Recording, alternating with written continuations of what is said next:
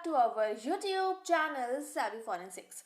So friends, आज के इस वीडियो में हम बात करने वाले हैं साइबर फोरेंसिक के 18th पार्ट पर। बेसिकली इससे पहले हमने साइबर फोरेंसिक को 17 पार्ट पर छोड़ा हुआ था, जहां पर हम डिस्कस कर रहे थे आईटी एक्ट को। तो आईटी एक्ट के 2 पार्ट्स आ चुके थे। अब उसमें जो मेजर चीज़ थी वो थी इसके सेक्शंस। जो आईटी एक्ट है, इंफॉर्मेशन टेक्नोलॉजी एक्ट है, उसके कौन कौन से इंपॉर्टेंट सेक्शन है उनके बारे में आज के इस वीडियो में हम डिस्कस करेंगे। और ये वीडियो कंप्लीट होने के बाद में जो आपका आईटी एक्ट वाला सेक्शन था पूरी तरह से वो कंप्लीट हो जाएगा। तो अभी हम आज के इस वीडियो को जल्दी से स्टार्ट कर लेते हैं और देख लेते हैं कि कौन कौन से सेक्शन है जो कि आपके इंफॉर्मेशन टेक्नोलॉजी एक्ट के अंदर बताए गए हैं और इम्पॉर्टेंट कौन कौन से हैं। ठीक है, तो जल्दी से स्टार्ट कर लेते हैं। यहाँ पर अगर हम सबसे पहले बात करें सेक्शन नंबर 43 की, तो बेसिकली ये पूरी लिस्ट है। ये लिस्ट आपको पूरी एक पीडीएफ फॉर्मेट में हमारे टेलीग्राम चैनल पर मिल जाएगी, तो वहाँ से जाकर आप इसको एक्सेस कर सकते हैं। अच्छा, एक चीज़ और आप लोगों से मैं रिक्वेस्ट करना चाहूँगी, बेसिकली बताना है आप लोगों से, कुछ पूछना है, वो ये है कि बहुत टाइम से जो है वीडियोस उतने कंटिन्यूटी के साथ में नहीं आ पा रहे हैं। उसका रीज़न ये है कि मेरे पास टाइम की कमी है और मेरे पास काम करने के लिए कोई नहीं है। तो इसी वजह से कोई भी जो लोग इंटरेस्टेड हों और वीडियोस बनाने में इंटरेस्टेड हों, वीडियो को बहुत अच्छे से एक्सप्लेन कर पाएँ, या फिर टाइपिंग वगैरह करने के लिए इंटरेस्टेड हो, प्रेजेंटेशन बनाना चाहते हो और वो लोग उस काम को बहुत अच्छे से कर पाएँ, तो उसके लिए आप लोग प्लीज़ मुझे मेल पर रिप्लाई करिएगा। मेल आईडी जो है आपकी savvyforensics.78@gmail.com, जो यहाँ पर आपके सामने फ्लैश हो रही है, वो ईमेल आईडी है।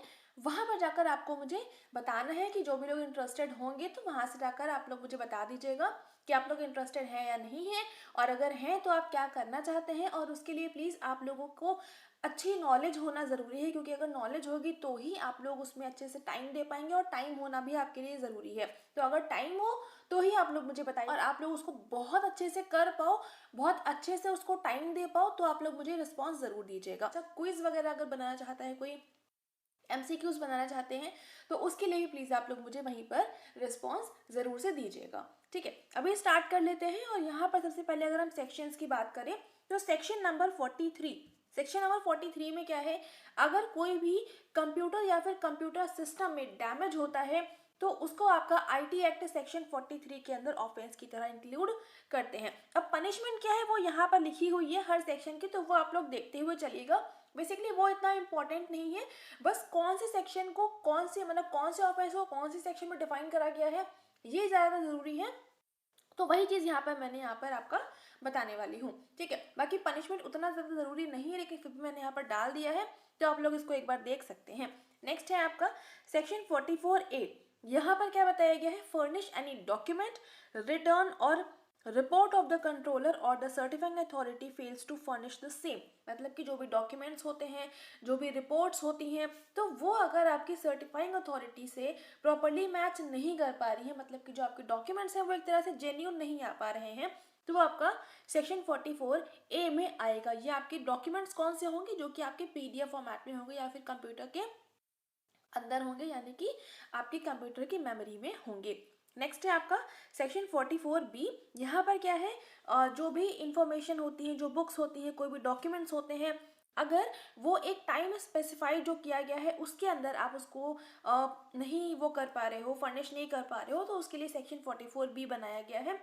बाकी वो उतना इंपॉर्टेंट नहीं है सेक्शन, ये दोनों 44A एंड 44B।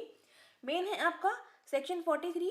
अगला है सेक्शन 65 में क्या बताया गया है, tampering with computer source code. जो कंप्यूटर सोर्स कोड होता है, यानी कि जो कंप्यूटर का डेटा होता है, उसमें जो डेटा है उसमें टैंपरिंग करना, उसमें कुछ चेंजेस करना, वो आपका सेक्शन 65 में डिफाइन करा गया है। और कंप्यूटर रिलेटेड जितने भी तरह के ऑफेंसेस होते हैं, यानी जो भी कंप्यूटर के डिवाइसेस हैं, उसमें कोई भी छेड़छाड़ करी गई है, उसमें कोई भी तरह की तोड़फोड़ करी गई है, बेसिकली तोड़फोड़ जो है, जो भी डैमेज है, वो आपका 43 में आएगा। लेकिन उसके अलावा कंप्यूटर से रिलेटेड जितने भी तरह के ऑफेंसेस रहते हैं, जो कि बाकी सेक्शन में डिफाइन नहीं हो पाते हैं, वो सारा आपका सेक्शन 66 के अंदर आ जाता है।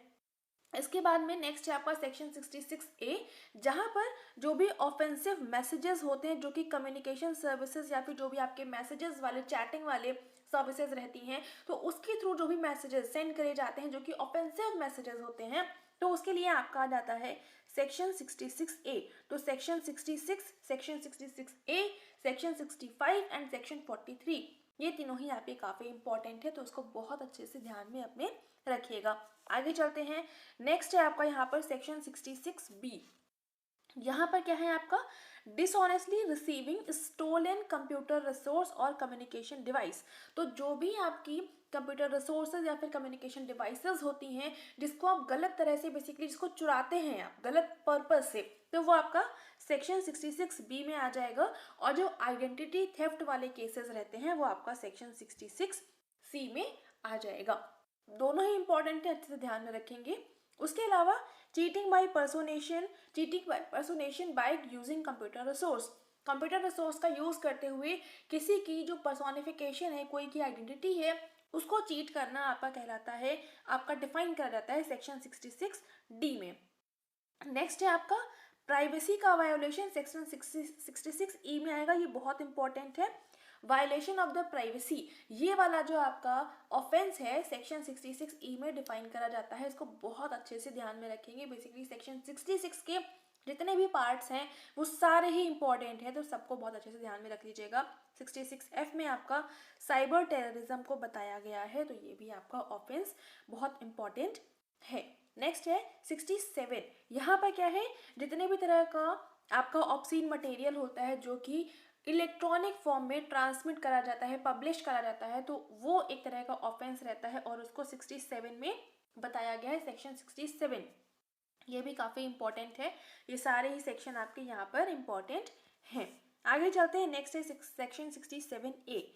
यहाँ पर क्या है, बेसिकली ये तो मैंने बता दिया, जितना भी आपका मटेरियल रहता है जो कि सेक्सुअली एक्सप्लिसिट एक्ट रहते हैं, जो कि इलेक्ट्रॉनिक फॉर्म में आपका ट्रांसफ़र करा जाता है, पब्लिश करा जाता है, उसको सेक्शन 66A में रखेंगे। और जितना भी मटेरियल जहाँ पर चिल्ड्रंस को इंक्लूड करा जाता है, सेक्सुअली एक्सप्लिसिट एक्ट जो रहते हैं और जहाँ पर चिल्ड्रंस का इंक्लूजन रहता है, वो आपका 67B हो गया।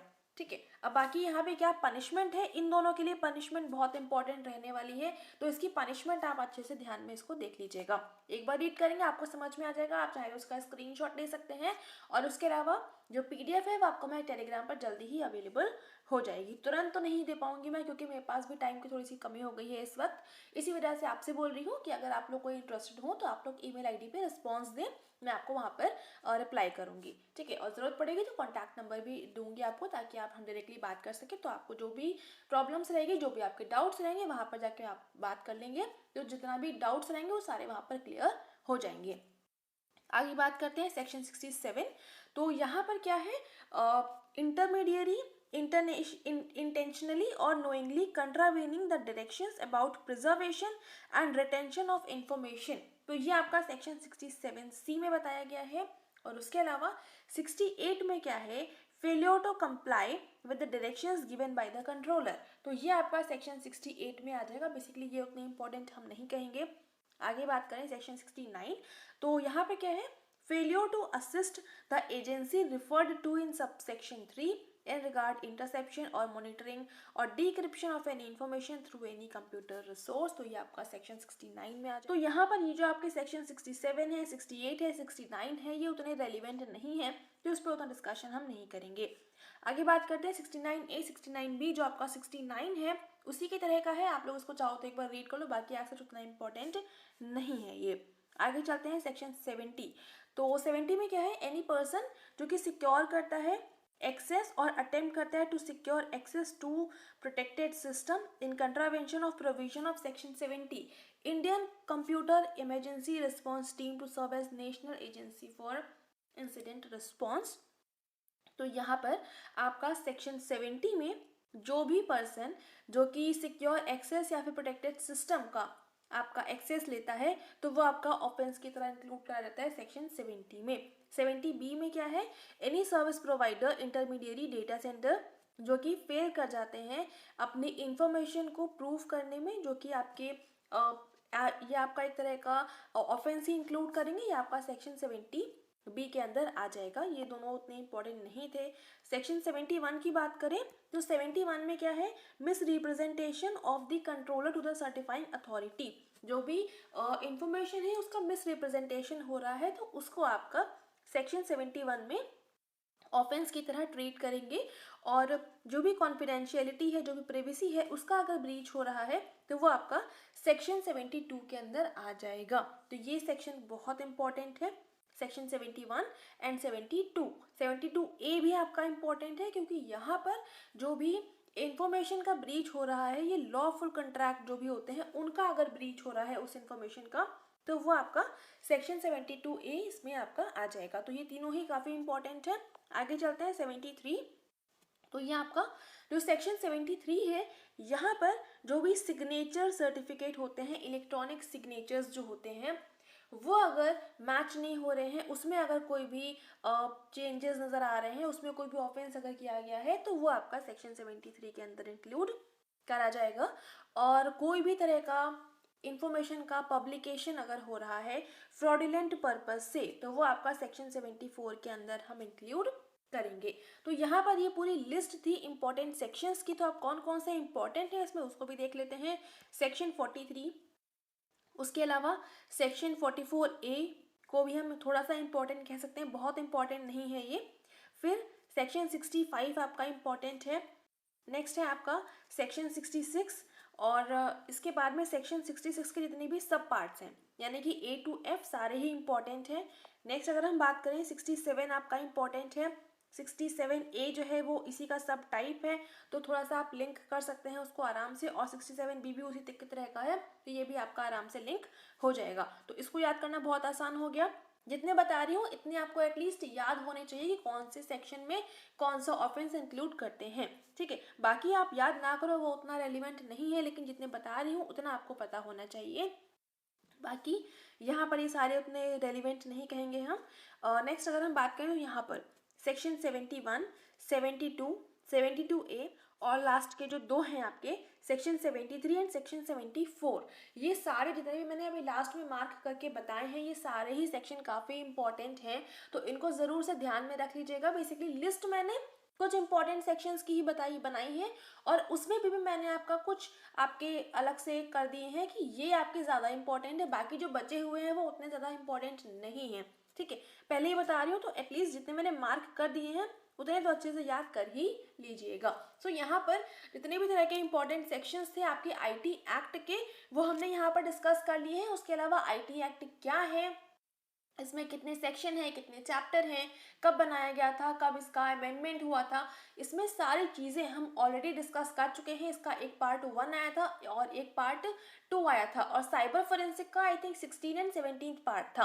तो उसको अगर आपने नहीं देखा है तो उसको जाकर देख लीजिएगा। और सबसे इंपॉर्टेंट पार्ट तो आपका ये थर्ड वाला पार्ट था, IT एक्ट का थर्ड पार्ट था, और साइबर फोरेंसिक का 18th वाला पार्ट है ये, ठीक है। तो इसको ज़रूर जितने बताए हैं उतने याद कर लीजिएगा, काफ़ी इंपॉर्टेंट रहेंगे। एंड यहाँ पर अभी इस वीडियो को करते हैं एंड। यहाँ पर हमने IT एक्ट को पूरी तरह से कंप्लीट कर लिया है। अब जो साइबर फोरेंसिक का बचा हुआ पोर्शन है, बेसिकली बहुत ही कम पोर्शन हमने किया है, अभी आगे का जो पोर्शन है उसको भी जल्दी ही हम कवर कर लेंगे। अभी के लिए कुछ टाइम का थोड़ा सा मुझे समय दे दीजिए ताकि मैं प्रेजेंटेशन वगैरह प्रिपेयर कर पाऊँ, तो उसका मुझे टाइम चाहिए है। लेकिन आपसे ये मैं बता सकती हूँ कि जितना भी हम अभी तक करते आ रहे थे वो आपका चलता रहेगा।